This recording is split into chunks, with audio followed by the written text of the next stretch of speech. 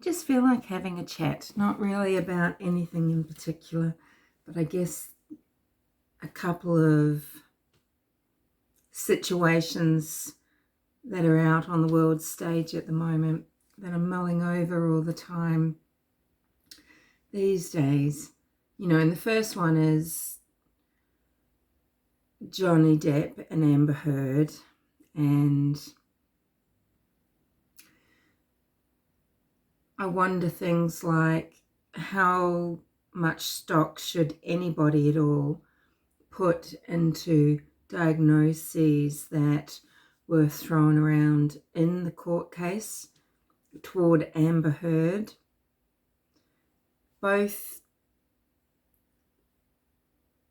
professionals that were brought to witness who had opportunity to assess Amber either in person or through records and things like that, you know, they're both working for one side, right? I think Dr. Hughes was eminently more experienced than Dr. Curry, and I wouldn't be really quick to jump at Dr. Hughes's seemingly unprofessionalism. You know, she didn't speak in a manner that you'd expect as professional. She really took on board Amber Heard's story, you know, the story of abuse and everything, doesn't seem to assess it in correlation to other evidence. So that's concerning, but other than that, I think we have to respect that she has a lot of you know, knowledge and experience, and Dr. Curry is less experienced and also is, of course, on Johnny Depp's team, essentially. And she's throwing around some cluster B diagnoses that, you know, any diagnosis holds a lot of stigma, and sometimes doctors might not want to diagnose patients with these type of personality disorders for this reason. But, you know, she's throwing around histrionic personality disorder and borderline personality disorder. We don't really know if this is what Amber Heard suffers with in her life, lives with. And it can explain a lot of what we see, you know, and hear on the tapes. And if what Johnny Depp is saying is true about, you know, things like Amber Heard not giving Johnny a minute of peace, you know, that ability to withdraw and let things to cool down. So Johnny at one point says he would leave, he would get back to his home, one of his many homes, and, you know, 5 minutes later, Amber's turned up in either the Mustang that he had pimped for him or whatever car she was driving at the time. She's driven probably like a bat out of house. She's in her nightgown and she's at his home. And, you know, and that certainly sounds like something someone with BPD would exhibit in that circumstance, but it's not how everybody behaves. And also, we're not really getting to see demonstration of any of the other myriad of symptoms of this type of personality disorder, because, you know, there doesn't seem to be that the shame and the guilt, and I don't know, I think there must be a lot of masking that goes on with a lot of these personality disorders. Not only masking, but I mean misinterpretation from people that are viewing the person and their behavior. So when Amber is acting like an absolute nightmare in interviews and things like that, being rude to people, saying, look, excuse me, could you just stop opening and closing that door? I'm trying to do an interview here. And just being very demeaning to the interviewer and trying to really make sure she's chopped her down so that she knows her place, so to speak. Is this deep insecurity? Is this deep self-loathing? You know, it's all so complex, you know, and I think you and I, the world, you know, we're really not in a position to speak about it and really get it right. But what we can speak on, I mean, we can make decisions about what we think based on evidence that has been presented in court to date and things that we've seen and observed. We can decide whether we like Amber or not. The royal we over here does not. And we can decide who was most abusive. Again, the royal we over here decides that Amber Heard is clearly very emotionally and physically abusive toward Johnny Depp.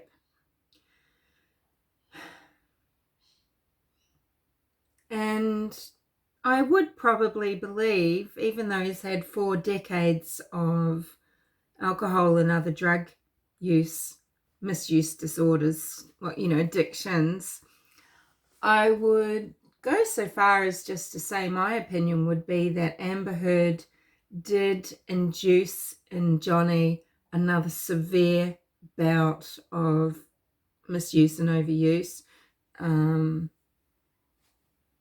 probably maybe of alcohol, cocaine.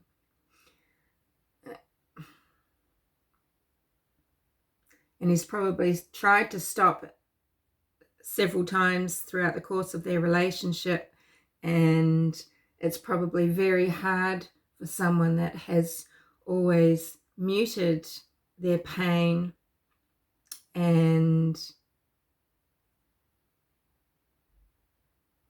lubricated their endurance with alcohol and other drugs. It would be hard for someone like Johnny, who's lived that way, to be with Amber Heard and to not want to just escape that way. So I'd say she's definitely personally contributed to the continuation of his addictions. But, you know, his addictions come from his childhood.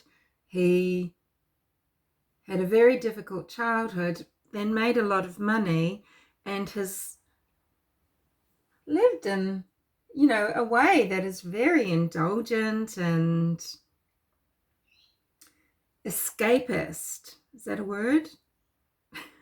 You know, and he's kind of had this flocky knocky nihilipilification of an attitude when it comes to how he spends his money, you know. And sure, some of it has been so extravagant because he's had to consider safety and privacy. So this is where you don't just buy a lovely villa in France, you buy an old village so that you've got that separation, that buffer zone.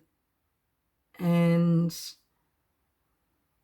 it's all extremely extravagant though, right? And it takes a lot of money. He's bought out entire floors of buildings so that he can have his privacy.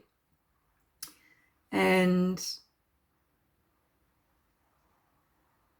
he's wanted to play and have fun and just enjoy people around him, and this is all rather wonderful. It's lovely to do, and he's wanted to explore his creativity and his passions, for music, etc., and for art, and he's wanted to try to relax by reading literature and creating art and creating music, but everything is done in an exorbitantly extravagant way. And, you know, I wonder what that could be a symptom of, you know. It's, in a way, it's kind of, well, is it sabotage? Is it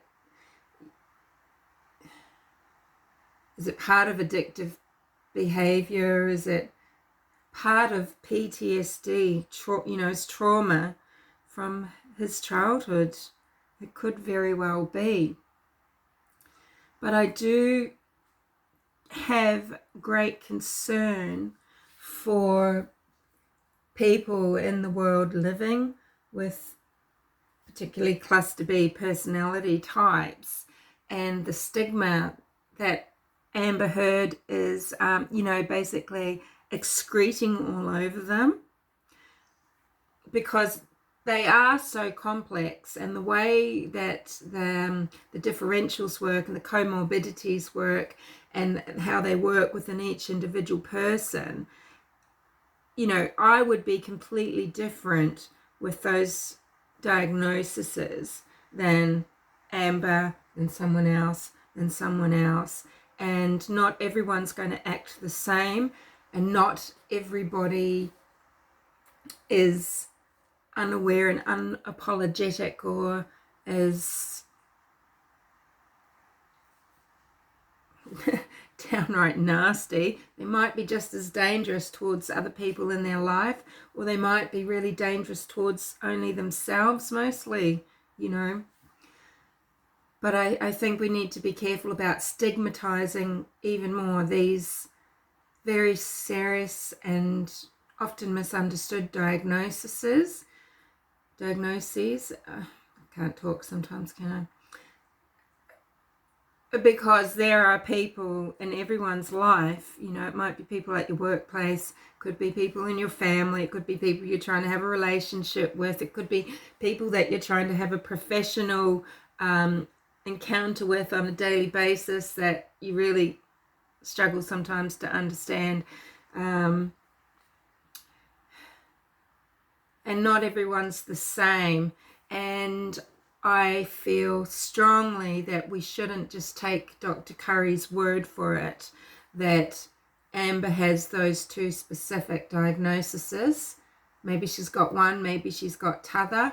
I mean, sometimes you think with the ability that she has to, I mean, look, maybe she is a bad actress because of what personality disorders she might have, or maybe she actually does understand empathy better than we realize. She's just not very good at manipulating people through it. She uses other ways, but she must have this some sort of degree of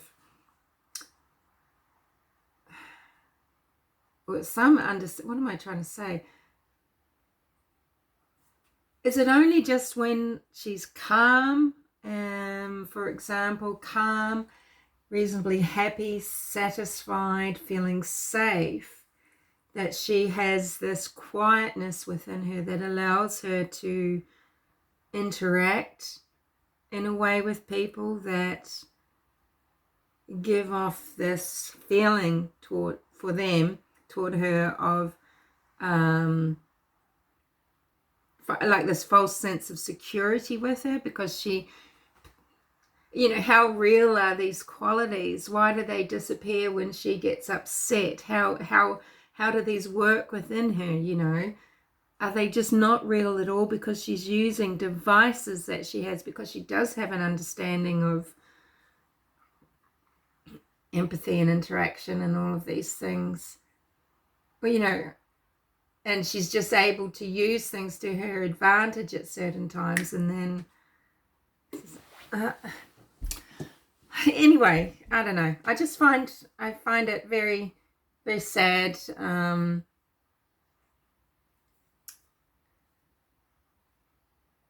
For Johnny Depp that he got caught up, but at the same time, I think, you know, They were an accident waiting to happen. He should have known better, and yet he didn't.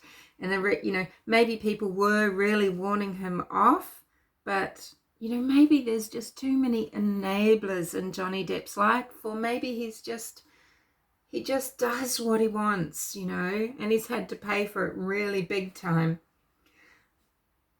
And he's got to learn not to think with various parts of his body. And, there would have been so many triggers from his childhood with Amber that he was playing something out, wasn't he? It seems like he's playing something out to try and sort of fix something, the very distressing relationship he had with his mother and that broken family dynamic. But it's so unusual because he had someone who totally adored him with many of his other girlfriends, particularly Kate Moss, but especially Vanessa Paradis, because Paradisi, when you see her together with him, I mean, look at Kate and him together at events, etc., just in photographs. They've got this real intimacy and this two-way connection, right? And when you look at Vanessa with him, she's absolutely in awe of him. She's absolutely in love. She's so attracted to him and so in awe of him. And that would have been very powerful. And she's had children with him. But why did he want to marry Amber, right? They were having problems for years in a relationship. It was a tumultuous relationship. And then they got married. Why did he I think this has to be so deeply connected to his childhood, that he married her and he told her it was for life, sort of thing, And maybe he thought marriage would be what gave her the security to calm her down. But I don't think anything's ever going to make Amber Heard feel secure. I think she's never going to feel safe. She's never going to feel secure. And now she has someone dependent on her, because to Una Page, she's Una's whole life. She's got this little baby who's possibly a year old, maybe a toddler. I'd missed this bit of news because I don't really keep up with celebrity life and things like that. I learned this throughout the trial. Maybe I've seen bits of it, but it hasn't really registered. So she's had a daughter by surrogacy, and I'd be sure that this is Elon Musk's child. Amber, this is, you can't judge Amber for this. This is humans being primitive. It's primitive, it's innate or inherent or whatever, that someone is going to seek out the type of person, the type of mate that can ensure survival. So it's not surprising if it's Elon Musk. I wouldn't be surprised. Maybe when they were together, they did something stupid like put their embryos in the freezer, and that's what she's used, because maybe they're legally hers. I don't know. I wonder how the legality works. Did he voluntarily do this? I don't know. But I wouldn't be surprised if it's his, only because he has financially done some things which you would feel he'd only be obligated by or to do if maybe his progeny depended on keeping Amber in more of a safe space financially, etc. So it's really bizarre. The other thing I think a lot about is the Delphi murders. So the death of Abby Williams and Libby German, and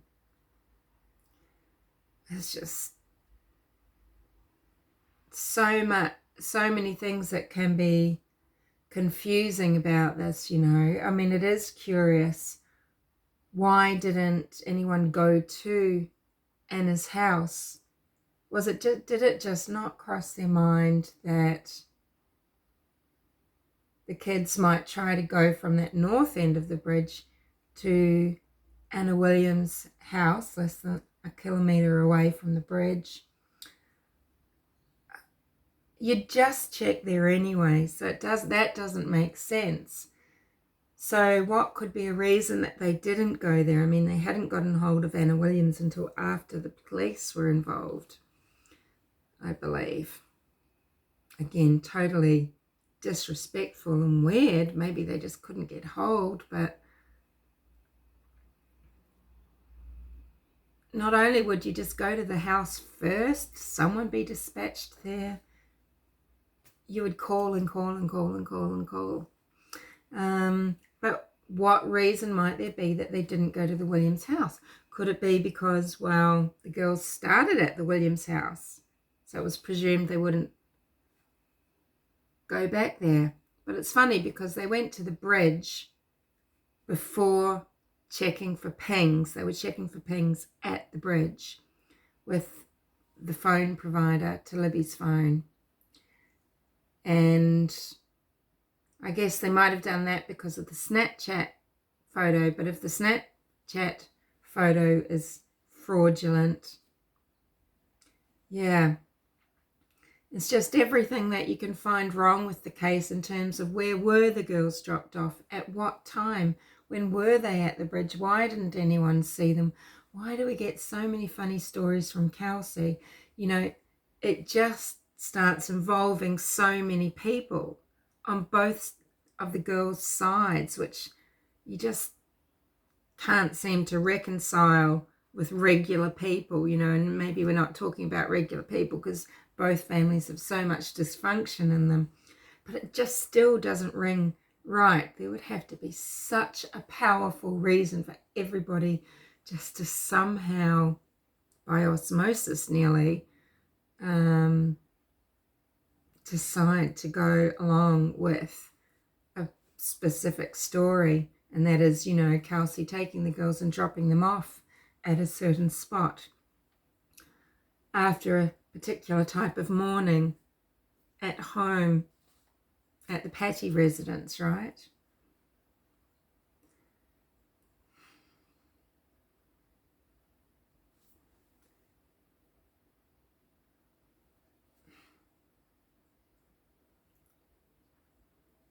What would, you know, would protecting Kelsi induce that?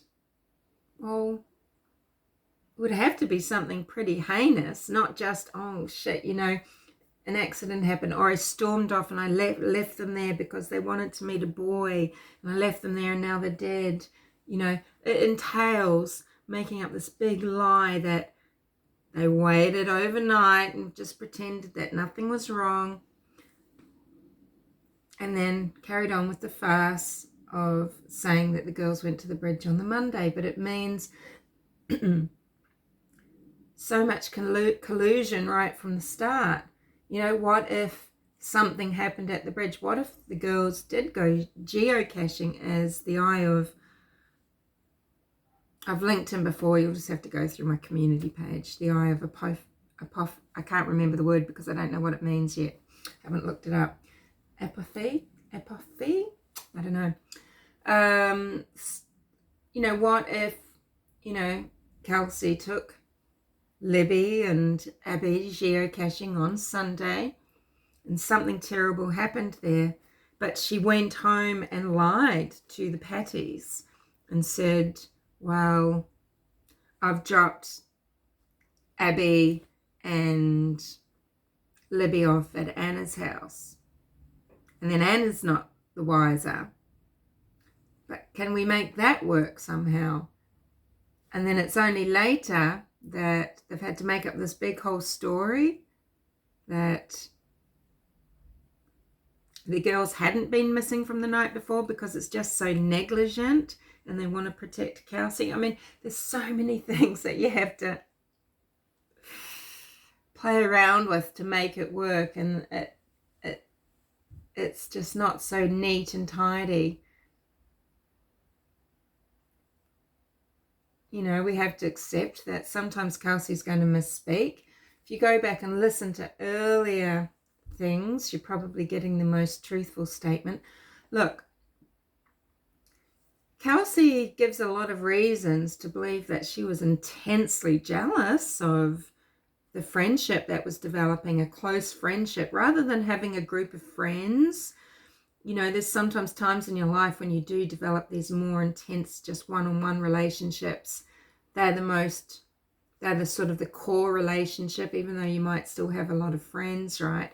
Maybe because Kelsi, you know, we've got this story where she's expressed such anger. She's gone and she's raged in the cemetery at Libby's grave, and a lot of people don't like this, but why the anger? You know, she seems to, I mean, it's very likely she is exceptionally jealous of the relationship between Abby and Libby.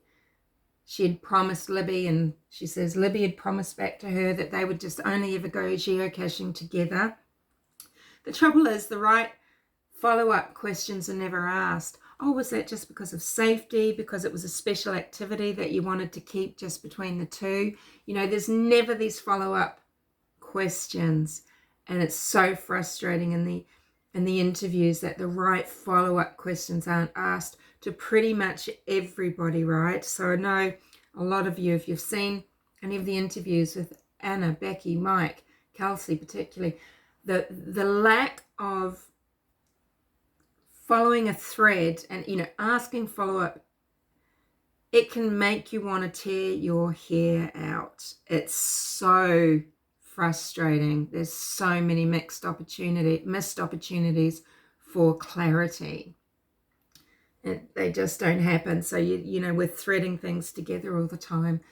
But, you know, Kelsi being angry at Libby and, you know, saying that she's shared the secrets, and then maybe she's discovering that while she's sharing secrets with someone else and she's wanting to do activities with someone else, you know, and that could darkly lead you down the road towards, okay, well, if Kelsi was somehow involved, is it this dark jealousy that has done it, you know?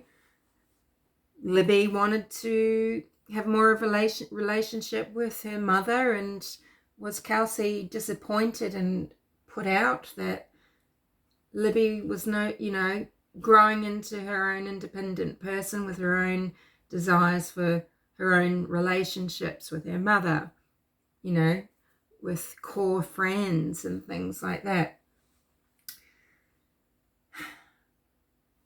And does it, you know, I think a lot of things are misconstrued. Becky might say, you know, when Kelsi did finally start talking to us, well, you know, this isn't, you know, people interpret this in the way that suits them.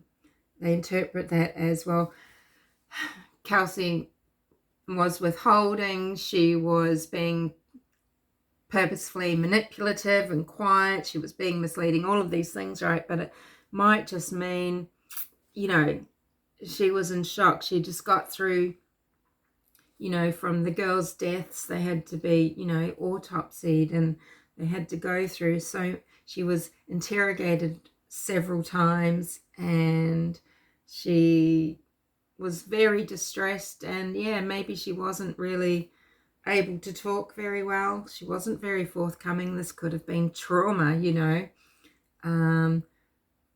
People question everything about her, from, you know, how she's had this kind of this blur and this gap about everything up until the funeral, and then things just start becoming a little bit more clear after that. They look at everything suspiciously, and hey, it might be, but you've got to be able to tie it together with when, you know, who knew what when, and then why did they act the way they did. And it's not always satisfactory what people come up with.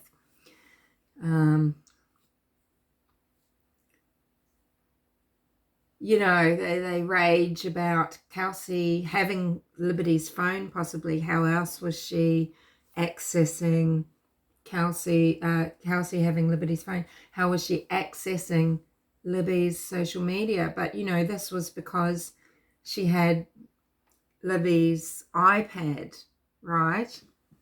And we know this. We've known this for 5 years, sort of thing. There's a lot of information that people sort of forget, you know.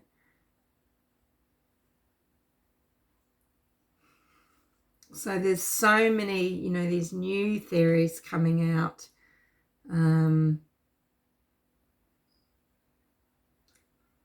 Are they useful? Are they confusing? I think sometimes they're useful, but then they sort of end up feeling like the series lost, you know, where you realize the producer's really quite floundering. They don't have sort of an end. They've got some interesting bits, but they don't know what it means or how to put it together.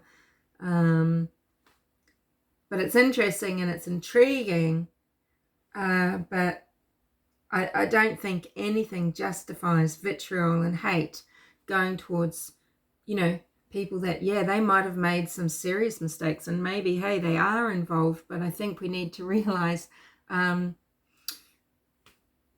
state police are just as aware, if not more, than we are. And, you know, when you're railing against Kelsi, for example, who is a divisive person, but, you know, you've got to remember she is being investigated. She has been, and I find it interesting that ISP stays so close. Doug Carter has a very close personal relationship to Kelsi as family of a victim. Therefore, you know, she's a victim because she's suffered loss and she's suffered trauma. And do you normally see these types of relationships, though? I mean, I don't think so. I don't think we normally see law enforcement being so deeply involved and spending time, you know, he's doing interviews with Kelsi and things like that, you know, and you have to think, is it because, you know, I mean, clearly the deaths of the 4 girls in the floor fire and Kelsi and Libby and Abby's deaths would weigh heavy on his mind. But, you know, this isn't his sole role. There are other people in his department and in other departments in Carroll County in Indiana that are actually so much more closely connected to the investigation. It's not really